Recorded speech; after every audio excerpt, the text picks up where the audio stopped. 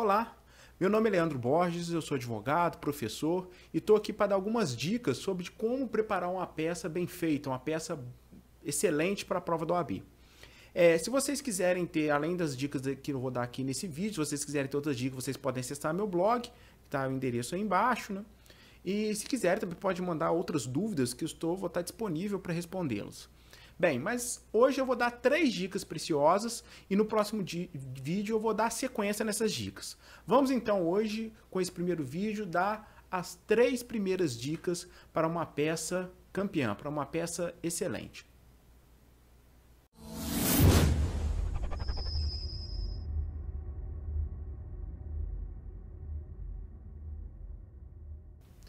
Bem, a primeira dica que nós vamos dar é que nós não podemos esquecer que a prova do OAB é uma prova para advogado. E sendo assim uma prova para advogado, não podemos esquecer que nós temos que parecer, nós temos que transmitir que somos advogados. E por que eu falo isso? Primeiro porque a gente passa a faculdade toda, né? Isso é um problema que nós temos no Brasil inteiro, não treinando para ser advogado. A gente passa a faculdade toda treinando para ser juiz. Quer ver? Vê se você lembra dessas situações em alguma disciplina sua que você fez na faculdade. Você tem lá 2 personagens, Tírcio, né, Menino Iago, enfim, 2 personagens quaisquer que o professor coloca para você e dá uma situação e pergunta quem tem razão. Esse papel não é papel de advogado, isso é papel de juiz. E a gente passa 5 anos treinando dessa forma. E quando nós encontramos a prova da OAB na parte aberta, nós encontramos um problema, porque a gente não sabe raciocinar juridicamente como um advogado. O advogado, nós temos que pensar que é aquele que vai fazer todos os pedidos juridicamente possíveis para o seu cliente. E isso que nós temos que refletir na prova. Sabe por quê? Porque na primeira fase, cada questão que você faz, 1 ponto. Legal, muito bom. Na segunda fase é o contrário. Nós temos um espelho da prova que é proposto pela banca e se você deixar de colocar algum dos pedidos, algum dos itens, alguma das argumentações jurídicas que estão nesse espelho da prova, você vai perder ponto. Então, na segunda fase, você não ganha ponto. Você perde ponto por não ter colocado aquilo que a banca esperava de você. E é aí que surge o papel do advogado. E é aí que surge de você tentar lembrar e fazer constar na sua peça todos os pedidos juridicamente possíveis. Eu canso de ver alunos no dia a dia aí, nas correções de prova, falando: professor, mas eu não coloquei, não lembrei desse pedido pelo seguinte fato, porque eu achei que não era possível, que o juiz não ia deferir. Bem, se o juiz vai ou não vai deferir, é problema do juiz. No caso da prova do OAB, você tem que requerer todos os pedidos possíveis, juridicamente possíveis, porque se tiver pedido a mais, não acontece nada com você, você não perde ponto, não acontece nada com você. Mas se tiver pedido a menos, aí sim, você vai perder pontos preciosos na sua peça. Essa é a dica número 1.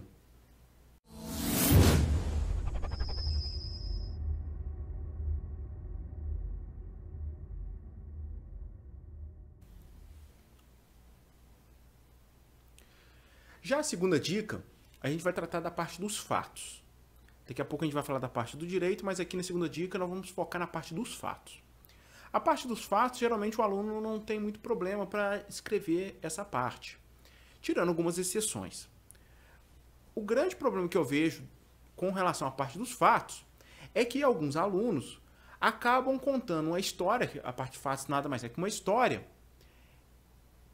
dando importância para o direito. Então começa contando, por exemplo, lá numa peça, uma peça simples, uma peça lá de gravidez ou de elementos gravídicos, começa contando do nascimento da criança, começa contando da gravidez conturbada que está acontecendo. E não é assim. Tudo começa com namoro, tudo começa lá com casamento, tudo começa com começo. Parte dos fatos deve-se respeitar a ordem cronológica para ficar uma coisa coerente. Parte do direito, o que é importante no direito, vai estar na parte do direito e daqui a pouquinho nós vamos falar até sobre ela. Mas o importante aqui na parte dos fatos é ficar atento em contar uma história com começo, meio e fim, respeitando a ordem cronológica das coisas. Então, por exemplo, se nós vamos falar sobre a questão de alimentos, começa contando a história lá do casal Começa contando a história de como eles se conheceram, o que demonstra ali aquele vínculo que vai acabar dando a entender que aquele filho é da pessoa que vai ser demandada naquela ação de alimentos, né? Depois vai contando da gravidez conturbada, enfim. Você vai caminhando na história até chegar no ponto final, onde você chega à conclusão que não há outro caminho senão propor a ação. E aí, se não entramos para a parte do direito, que vai ser as dicas dali para frente. Mas aqui eu quero só ressaltar isso.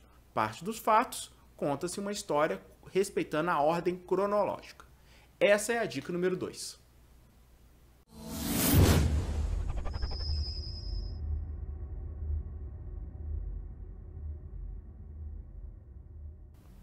Bem, a terceira dica, já entrando já na parte do direito, a primeira dica da parte do direito, ela vai tratar de uma questão de deixar sua peça mais organizada e limpa.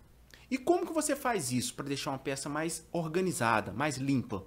Você tem que colocar vários tópicos, inúmeros tópicos, tantos tópicos quanto forem possíveis fundamentações jurídicas. E por que isso é importante? É importante primeiro para você, para que você organize seu pensamento e não deixe nada de fora do seu pensamento. Mas é mais importante ainda para facilitar a vida do seu examinador. Porque, pensa bem, o examinador, na hora que ele vai corrigir a prova, ele vai passar o dia corrigindo a prova. São inúmeras provas. E vai estar cansado, vai corrigir provas boas, provas ruins, né? Pode estar com dor de cabeça, pode estar bem, mas pode também estar mal, um dia que está muito agradável. E se você coloca lá todos os tópicos organizadinhos, que ele vai olhar o espelho da prova e vai identificar na sua prova os tópicos, né, correspondente a cada ponto do espelho da prova, isso vai facilitar a vida dele e vai te dar ponto, vai facilitar te dar ponto, né? Diversamente, se você deixa uma peça na parte de direito como uma coisa única, sem divisões de tópicos, sem nada disso, isso dificulta a vida dele e corre o risco de você não ter o ponto garantido que você poderia ter. E depois ficar dependendo de recurso, tentar demonstrar para a banca que você falou sobre a fundamentação que estava no espelho da prova, ela que não viu, ficar dependendo desse desespero. Então, para evitar esse desespero, o que você faz? Divide a parte do direito em tópicos. Como que você faz isso? Você vai ter 3 grandes ideias na cabeça. Não significa que são 3 tópicos. São 3 grandes ideias na sua cabeça que pode ter inúmeros tópicos dentro de cada ideia. A primeira parte, a primeira grande ideia, vai ser falar sobre a relação jurídica. O que é isso? Bem, se eu estou tratando de uma peça de direito do consumidor, não posso deixar de falar sobre a relação jurídica de consumo, que vai estar englobando lá o artigo 2º e 3º do Código de Defesa do Consumidor.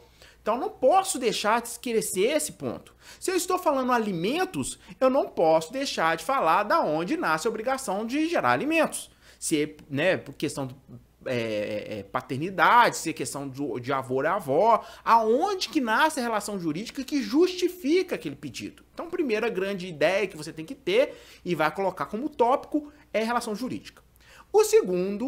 A segunda grande ideia, que pode ter inúmeros tópicos, vai ser o problema jurídico que a pessoa está enfrentando.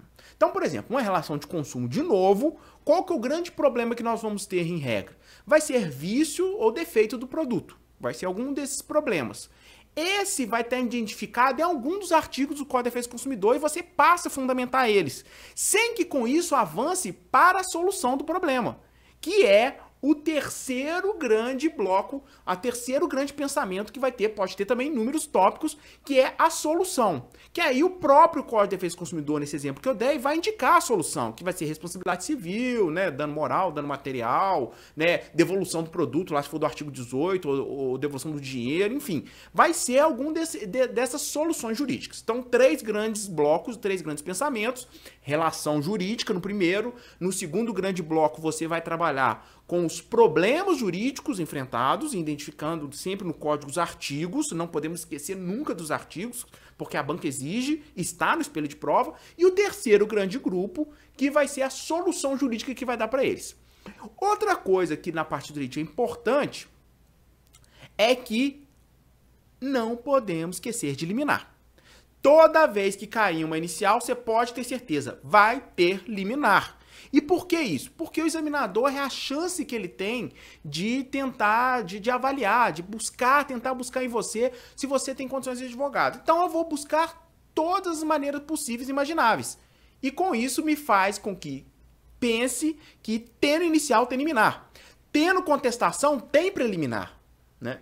Tendo apelação tem preliminar. Essas questões são importantes estar na cabeça do candidato para ter uma peça mais organizada e não esquecer de colocar nada na prova. Então essa é a terceira dica.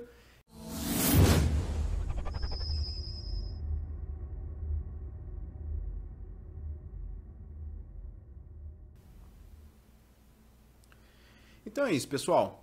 Aqui foram 3 dicas. No próximo vídeo eu vou tentar colocar mais dicas, né? Até uma dica que eu acho interessante, que é como escrever o mérito, como escrever a parte do direito, que muita gente tem dúvida. E se vocês quiserem ter mais informações, mais dicas, vocês podem acessar nesse site que aparece aqui, que é o meu blog, Profissão Advogado. Também podem curtir nossa página no Facebook, onde vocês, curtindo a página, vocês vão ter de tempo em tempo aí as informações, novas dicas, novas informações. E espero que vocês tenham gostado, que vocês possam aplicar isso no seu dia a dia, não só agora para fazer o exame de ordem, como também na sua vida prática, no seu dia a dia. Então é isso, valeu, até a próxima.